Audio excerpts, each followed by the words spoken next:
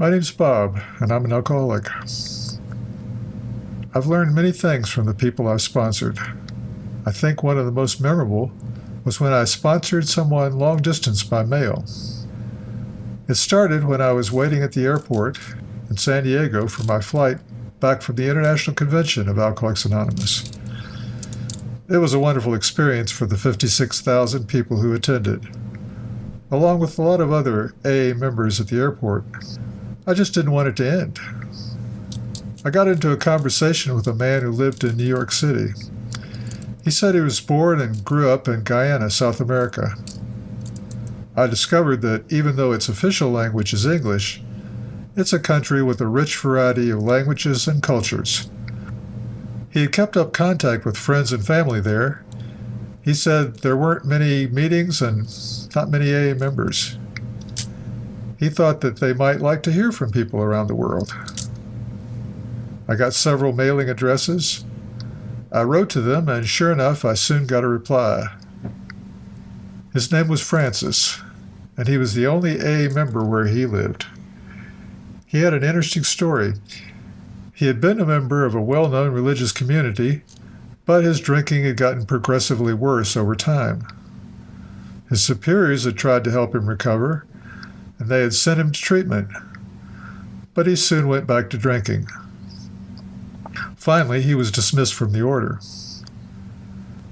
He was living in the house he had inherited from his parents.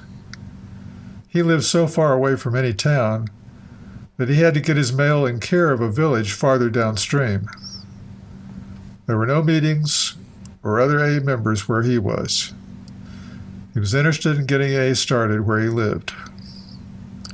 He asked me to be his sponsor. First thing I did was to send him some AA literature. After we had exchanged a number of letters, I realized that he had basically told me his AA story. I typed his handwritten letters. The words were his own. I just arranged the events in chronological order. I sent his story to him and suggested that, if he approved, he could forward it to the Grapevine. He did that, and it was published in the March 1997 issue under the title, Have Big Book, Will Travel. In this story, he describes a 12-step call to one of the river areas. He paddled a canoe for more than 3 hours to get there. Mosquitoes and other pests were biting him the whole time. Francis was well received by the man. He admitted that he was an alcoholic, but he believed that he could beat it on his own. Francis gave him some literature and promised to see him again soon. Whenever I think it's too much trouble for me to get to a meeting, I just remember Francis and what it takes to get AA going in a place that doesn't have it. I was lucky to get sober in Tucson, where there's so many meetings every day of the week. But then I've always been lucky when it comes to AA. I haven't had a drink since I came to my first meeting. I think part of the reason is that I've always tried to stay active in Alcoholics Anonymous.